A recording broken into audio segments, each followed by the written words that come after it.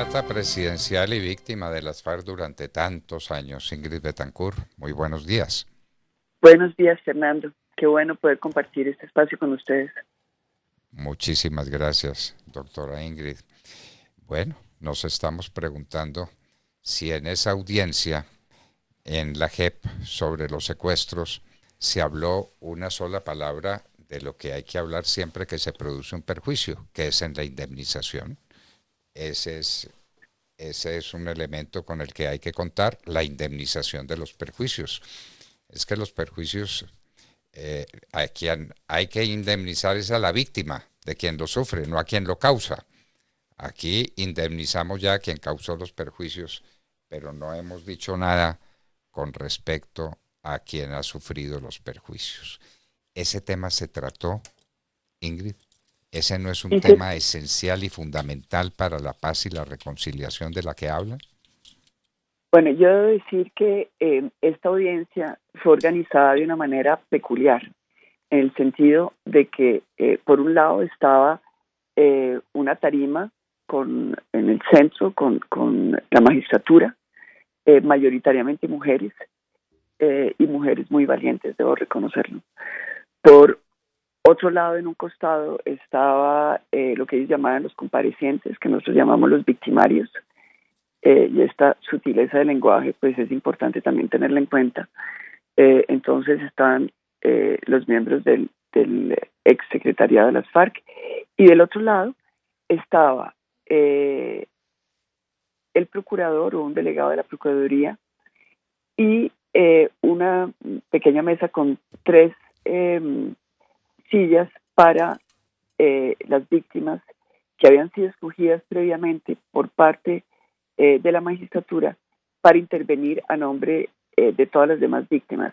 Y esto ya de hecho había sido una reflexión de fondo, porque a quienes no habían llamado a expresarse, eh, tuvimos todos el cuidado de decir, bueno, primero, cada cual habla por sí mismo, y nos reservamos el derecho en algún momento, los que estemos ahí presentes, a, a rectificar o a aportar si sentimos que lo que se ha dicho no contribuye a la verdad. Dentro de las personas que participaron, una en particular, Sigifredo López, hizo su intervención fundamentalmente sobre la necesidad de indemnizar a las víctimas. La frase que él acuñó, que yo creo que fue muy impactante para todos, es: mientras que ustedes, los victimarios, viven sabroso, las víctimas, eh, la mayoría están en un estado económico de inmensa precariedad por los hechos sucedidos, por haber sido víctimas de las FARC. Entonces yo creo que ahí la situación está puesta sobre la mesa.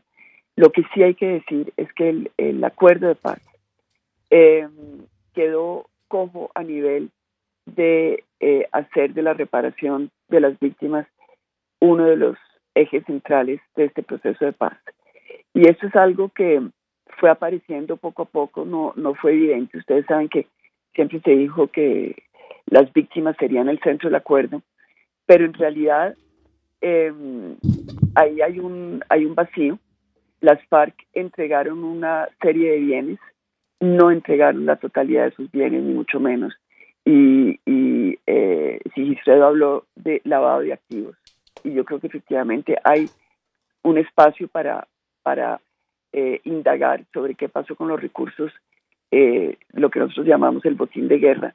Este era un cartel de la droga con muchos recursos, probablemente en el exterior, que no se entregaron a la justicia. Esto se le entregó finalmente, estos bienes de propiedades de tierras en Colombia se le entregaron a la fiscalía para que la fiscalía hiciera el uso que quisiera de estos bienes, nunca para reparar a las víctimas. Entonces, el tema está sobre la mesa, sin solución. Yo pienso que tiene que haber una ley que establezca el marco jurídico para no solamente recuperar esos bienes, sino también para dedicarlos exclusivamente a la reparación de las víctimas de las FARC. Eso es lo que se habló por parte de uno de nosotros. apoyado obviamente por la demás, digamos, realidad de las asociaciones de víctimas y por las demás víctimas que no nos pudimos expresar realmente. Bueno, esa ley existe hace unos 20 siglos. Es la ley que ordena la indemnización de perjuicios por parte de quien causa un daño. La culpa quiliana genérica trae siempre esa consecuencia. El que causa un daño lo tiene que indemnizar. Entonces eso es elemental, pero aquí estamos al revés. Causaron semejante daño a tantas personas inocentes, actuando de la manera más cobarde, tanto que ellos han dicho que les da angustia, o no sé cuál fue la expresión exacta, haber secuestrado mujeres y niños. Bueno, los hombres también les tiene que dar vergüenza haberlos secuestrado, pero respecto de todos tiene que proceder el principio universal y antiquísimo de la indemnización de los perjuicios. Y las FARC son riquísimas, y las FARC están en el negocio de la droga, y el negocio de la droga es el negocio más rentable que ha habido en el país en toda su historia. A mí me extraña que ese no sea el tema central de la conversación, doctora Ingrid. Ese debe ser Sí, el tema central. Me parece que este compañero de infortunio de ustedes está absolutamente en lo cierto. Hablemos de la indemnización, hablemos de la reparación del perjuicio, reparación hasta donde pueda ser. Ya se dijo que no van a ir a la cárcel, ¿verdad? Eso ya está sí, correcto. claro, no los van a meter a la cárcel, pero por lo menos que paguen los perjuicios que cometieron. ¿Será mucho Sí, pedir? correcto. Pues usted sabe, Fernando, que desde la liberación nuestra, es decir, desde hace 14 años, eh, cuando los liberados de ese momento pedimos reparación, y en ese momento la reparación se da en un esquema de una ley que se había votado en el Congreso y que establecía unas pautas de reparación muy precisas, es decir, con un procedimiento, y bueno, eh, se atacó y a mí me atacaron en particular con la idea de que pedir reparación era algo indebido, que hacía prueba de hacer del secuestro un negocio, en fin, fue una cosa muy, muy violenta. eh, y se sigue hablando de la reparación con mucho cuidado porque se invirtió el sistema, es decir, una víctima que pide reparación es condenable, y un victimario que no da reparación es aceptable. Y por eso yo creo que hay un tema también societal que tenemos que enfrentar en Colombia, y es la inversión de los valores. Hay una revictimización de las víctimas, eso es clarísimo. Esa revictimización se da en muchos ámbitos sociales, políticos, culturales. En la audiencia, por ejemplo, hubo un momento bastante bochornoso en el cual Joaquín Gómez, al ser emplazado por la magistrada de decir cuáles eran cómo él expresaba el reconocimiento a la tortura, entra a hacer una narrativa de mi secuestro de una manera totalmente revictimizante, desconociendo los hechos, especulando, narrando cosas que no se dieron, y todo para tratar de presentarse como primero no responsable de mi secuestro, y vuelve la revictimización. Usted sabe que durante muchos años, bueno, todos los años de mi secuestro, se dijo que yo era culpable de mi secuestro, que yo me había querido hacer secuestrar, que el gobierno me había prevenido y prohibido coger la ruta hacia San Vicente por razones de seguridad,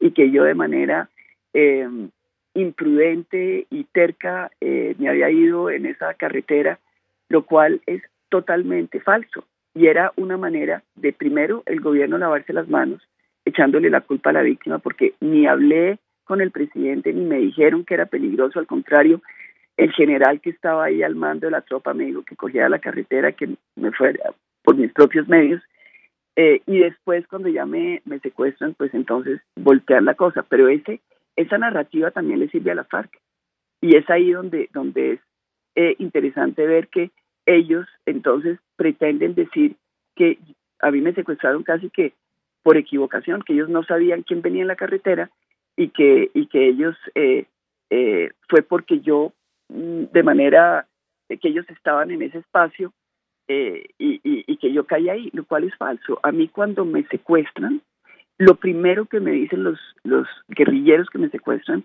es que ellos me estaban esperando a mí, que ellos tenían información que les había llegado del aeropuerto, de mi salida, de la hora de mi salida, que ellos tenían informantes en el aeropuerto. Entonces, obviamente la pregunta que estaba haciendo la magistrada era, ¿quién les advirtió a ustedes? Y eso que sucedió conmigo sucedió con todos los otros secuestrados. Por ejemplo, los secuestrados del Huila. Ellos no fueron sino los representantes y los políticos liberales que secuestraron.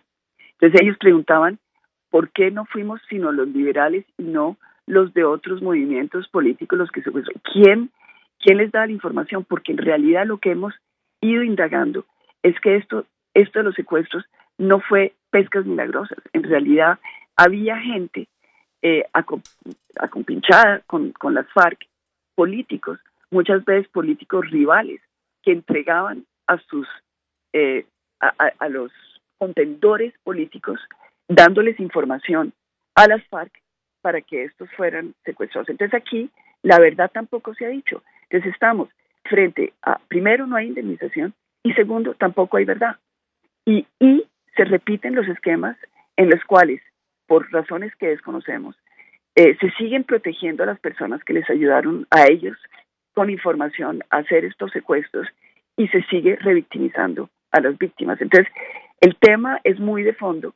Yo sé que, salvo en este espacio, Fernando, y por eso le agradezco mucho que nos permita pues contar y narrar lo que estamos viendo, porque a nadie le ha preocupado hacer las preguntas que usted está haciendo, es decir, ¿qué es lo que está sucediendo en esa audiencia?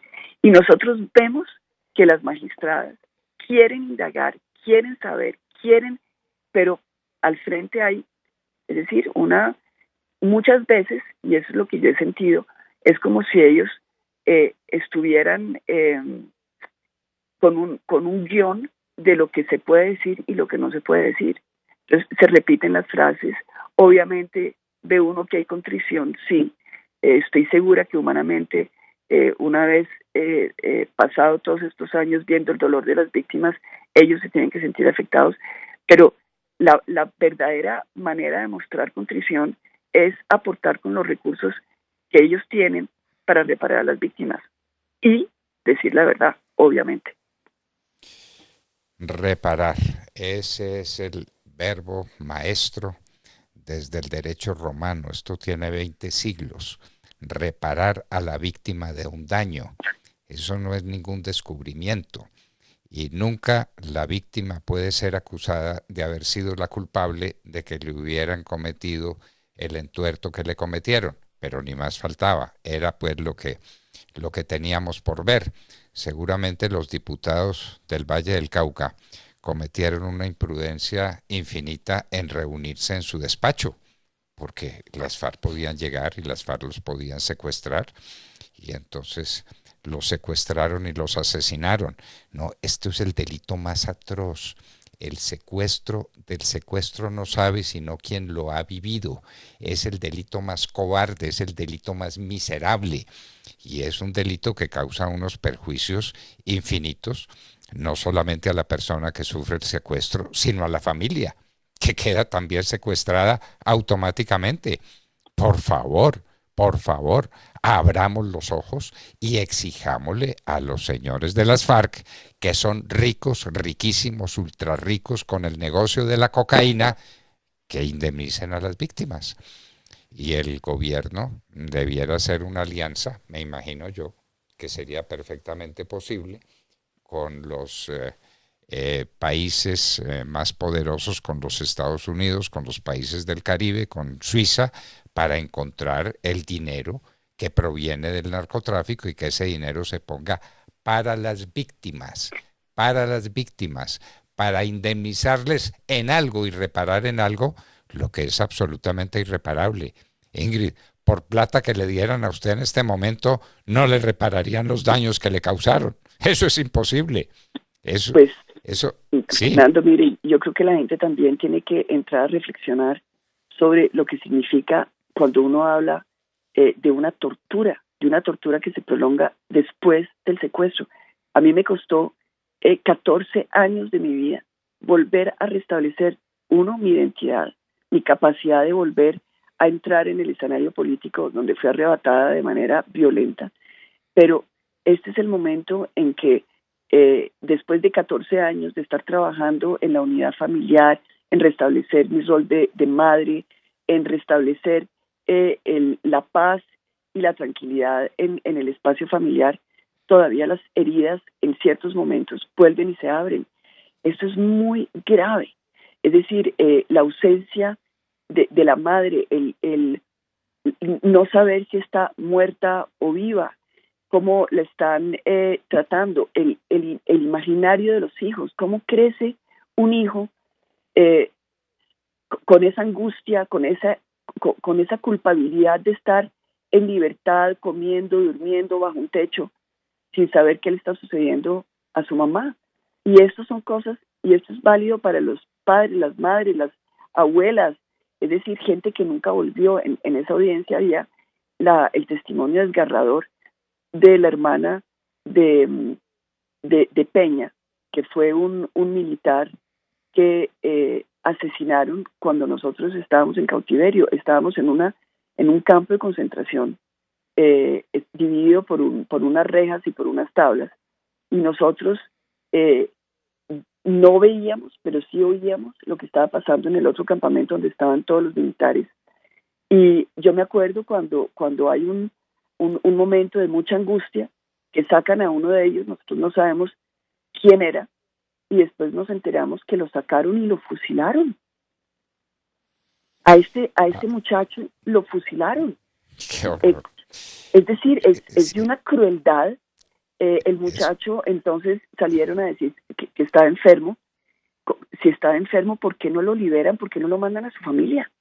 Miren, todo fue de una crueldad que no alcanza uno. Es decir, hay veces cuando nosotros salimos de esta audiencia, todos los que estábamos ahí, sentíamos, claro, uno está en las audiencias y uno oye y uno habla, tiene uno 5 minutos para hablar, no puede uno narrar, no puede uno contar, no puede uno compartir lo que fue ese horror, la adrenalina diaria, vivir con miedo diario, levantarse uno con el corazón en la boca pensando que en cualquier momento lo pueden matar, la sensibilidad que uno tiene ante los insultos, ante el maltrato, la pequeñez del horizonte de vida en que uno vive esperando que le den de comer como un animal, con miedo, con frío, con angustia, es decir,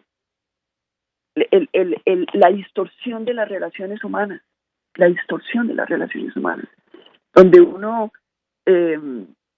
no se atreve a hablar, no se atreve a mirar, no se atreve a... es decir, aún tratando en este momento de contarle rápidamente algo, como una pincelada de lo que fueron esos años atroces, no hay cómo. Es decir, no hay cómo. No hay cómo. Eso es una crueldad infinita. Lo que hay que hacer ahora, tardíamente y de manera parcial, porque la indemnización total es imposible, reparar el daño es imposible, ese daño se causó y ese daño no es reparable, pero sí dar una indemnización económica que por lo menos les represente a ellos algún sacrificio o algún esfuerzo, porque no están haciendo ninguno. Exacto. Simplemente están reconociendo lo que todo el mundo vio, pero pues, si es que lo vimos, si es que nos lo pasaron por video, si es que eso está claro. Entonces, ¿qué es lo que están haciendo? Nada, diciendo que secuestramos y que nos parece muy vergonzoso haber secuestrado mujeres y niños. De los hombres y el otro tema, Fernando, que se tocó en la audiencia y que también es un clamor. Esto lo hizo César Augusto Lazo, que estuvo conmigo en secuestro. Nosotros compartimos largas marchas y yo tuve con él momentos dramáticos porque yo tenía una macheta que me había robado para poderme volar y, y habían anunciado que iba a haber una requisa. Y yo le paso la macheta a él para que él la esconda mientras que me hacen la requisa a mí. Es decir, esto nadie se imagina la angustia y adicionalmente la confianza que uno tiene que tener con un ser humano para pasarle algo que le puede costar la vida. Entonces, bueno, César Augusto Lazo llega a la audiencia con las cadenas que él tenía cuando estábamos, es que a todos nos encadenaban con esas cadenas. Y la violencia del gesto de él mostrando esas cadenas, que fueron para todos nosotros fuente de indignidad, fuente de tortura, y la cara de los que estaban al frente, como, es decir, aterrados de que se pudieran mostrar las cadenas. Es decir, pero más allá de eso, de mostrar las cadenas, es cuál es la sentencia que se va a impartir que haga que esas cadenas nunca vuelvan a existir en Colombia. Es decir, ¿cuál es la sentencia ejemplarizante? Entonces, claro, se habla de justicia restaurativa. Muy bien, queremos restaurar, pero ¿restaurar a quién? Porque finalmente lo que estamos diciendo es que queremos restaurarle la dignidad a los victimarios. Entonces, ellos no van a la cárcel, perfecto. Pero nosotros lo que queremos es ver el proceso de rehumanización de estas personas, de estos victimarios nuestros. Y sabemos que ir a plantar árboles o poner ladrillos para construir una escuelita, eso no es restaurativo. Es decir, ¿es restaurativo para quién? Lo que es restaurativo es entender finalmente el daño que se hizo, y nosotros estamos exigiendo pérdida de libertad, es decir, unas sentencias que impliquen que la sociedad se restaure. Es decir, ¿cuál es la restauración de la sociedad? Ver que no se pueden banalizar los crímenes. Restaurativo es que ellos con su botín de guerra restauren a las víctimas, eso, y reparen a las víctimas, eso es restaurativo. Entonces yo creo que aquí hay una reflexión que hay que hacer, porque restaurativo no es plantar árboles, pues muy bueno que lo hagan, todos somos ecológicos, yo la primera, pero uno no puede equiparar hay personas que estuvieron secuestradas 20 años. ¿Cómo se equipara plantar 10 árboles frente a 20 años de vida y unos que, es decir, ya cuando estaban por salir, los matan? Que esa es también la otra.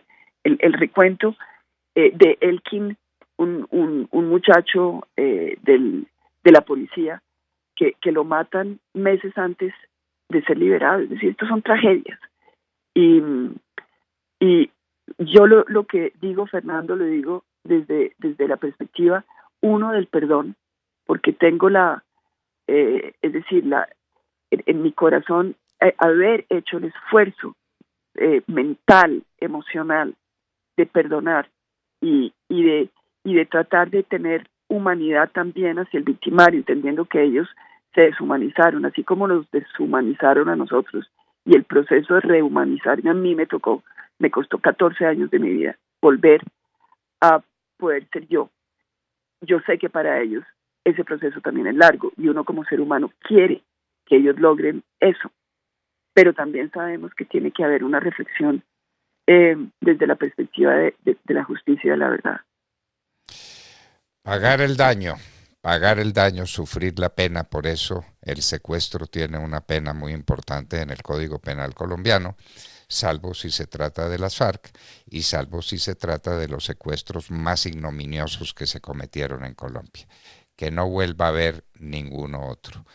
Ingrid Betancourt, un abrazo muy estrecho y hablaremos cuantas veces sea necesario sobre este tema. Muchísimas gracias por acompañarnos, Ingrid. Mil gracias, Fernando, a ustedes, a su audiencia, a la mesa, de verdad, mil gracias por este espacio. Ingrid Betancourt es candidata a la presidencia, víctima de las FARC. No hay derecho lo que se hizo. Eso no tiene indemnización posible.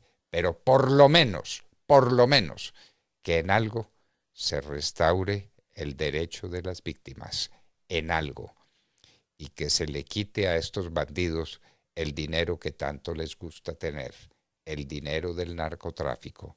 Es nuestra petición que sale del fondo del corazón. Y nunca más un secuestro en Colombia. Y las víctimas no son las causantes de su secuestro. Las víctimas son las víctimas. Y las tenemos que llenar de amor, de compasión, de solidaridad. Y a los que cometieron el delito, el rigor, todo el rigor de las leyes que existen desde hace muchísimos siglos en la faz del mundo. Ingrid Betancourt estaba con nosotros en La Hora de la Verdad.